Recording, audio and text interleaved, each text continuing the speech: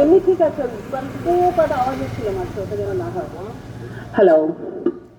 ও আমার দেশের মাটি, তোমার পরে ঠেকাই মাথা, তোমাতে বিশ্বময়ীর বিশ্বমায়ের আঁচল পাতা।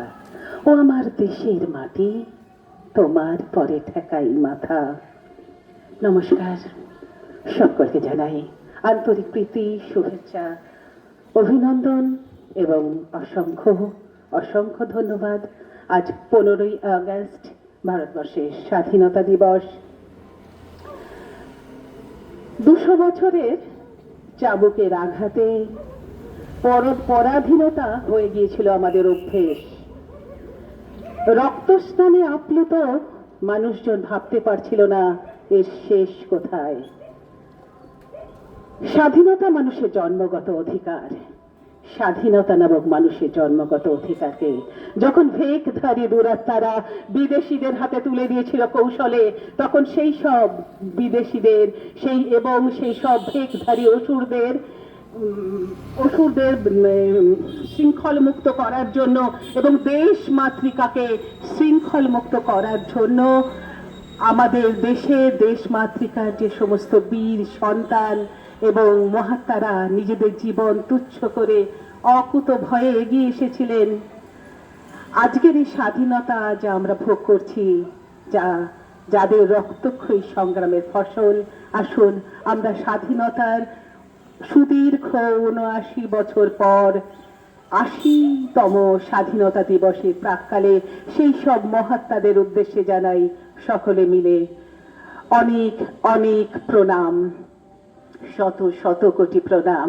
এবং আজকের দিনে যাদের কথা না স্মরণ করলেই নয়, আমাদের দেশের সেই সমস্ত ভাইয়েরা যারা স্বাধীনতা সার্বভৌমত্ব রক্ষার্থে সীমান্তে কোথাও বা 50 ডিগ্রি উষ্ণতা, কোথাও বা -30 ডিগ্রি 40 ডিগ্রি ঠান্ডা, কোথাও বা দিগন্ত বিস্তৃত কালো জলে রাইফেল উঠিয়ে দাঁড়িয়ে সীমান্ত পাহারা দিচ্ছেন, অহরহ শত্রুর সঙ্গে মোকাবিলা করছেন, সেই সব ভাইদের উদ্দেশ্যে জানাই অসংখ্য অসংখ্য মঙ্গল তিলক এবং তাদের আত্মত্যাগ এবং বীরত্বের কথা সশ্রদ্ধ চিত্তে স্মরণ করি।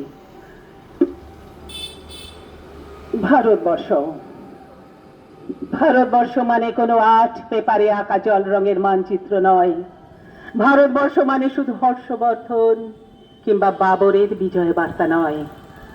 ভারতবর্ষ মানে নেহেরুজির বংশানুবৃত্তি কিংবা জিন্না সাহেবের অলিখিত শ্বেতপত্র নয়। ভারতবর্ষ মানে এক ভালোবাসা, আমার তোমার, শব্দের, সঙ্গীতের, জীবনের, আকাশের, মাটির। আমার ভারতবর্ষ। আমাদের প্রাইমারি স্কুলে কলুঘা সাহেব সাদা দাড়ি, মাথায় ফেজ, ড্রিল করাতেন আমাদের, ডান বা ডান বা ডান বা ডান বা, সস্নেহে সতর্ক করতেন, বাবা সকল পার হাত মিলিয়ে মিলিয়ে ফেলো, পার হাত মিলিয়ে মিলিয়ে ফেলো। কলুঘা সাহেবের গোরের মাটিতে আজ ফেরেশতার হাসি ভারতবর্ষের চিরাগ হয়ে জ্বলছে। বদরুমিয়ার হাতের কর্ণিকে শিব মন্দিরের গায়ে কত ফুল কাটা, আর তার জোগাড়ে হয়ে মশলা মাখছে ঈশান বাউরি, নিয়ামত শেখ আর গোকুল মাহাতো এক পাটাতনে ধান ঝাড়ে। সোনালী গোবিন্দ ভোগে খামারের ঠিকরে পড়ে সোনালী আলো। পদন মাঝে দাঁড় টানত যুবতী গঙ্গায়, বৈঠা ধরত হোসেন ওর মাঝুই, সামলে চলো মাঝি,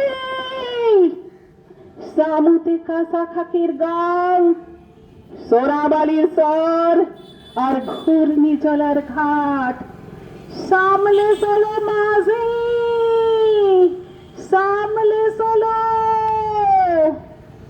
আমার ভারতবর্ষে কোনো রাজনীতিবিদ কিংবা ইমামের নির্দেশিকা নেই।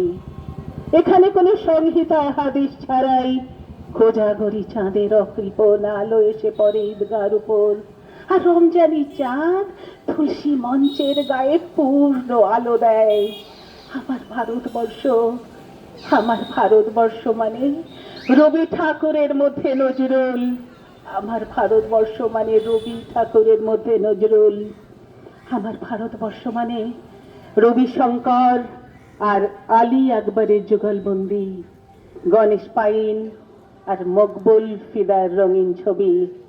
আমার ভারতবর্ষ মানে লালন ফকিরের গান।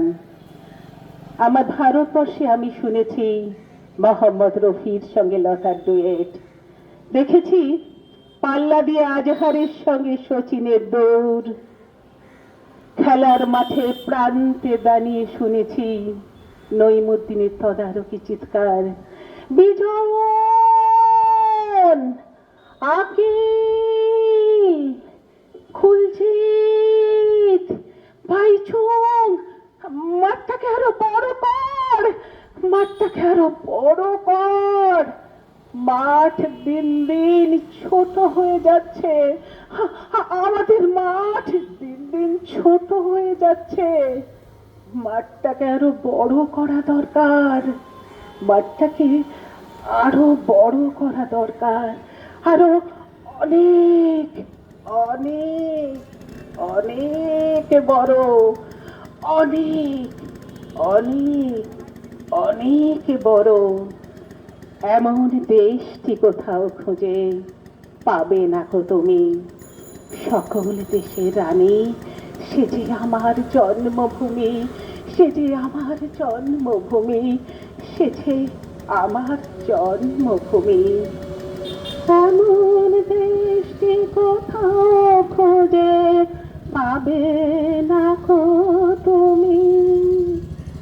সকল দেশের রানী সে যে আমার জন্মভূমি, সে যে আমার জন্মভূমি, সে যে আমার জন্মভূমি।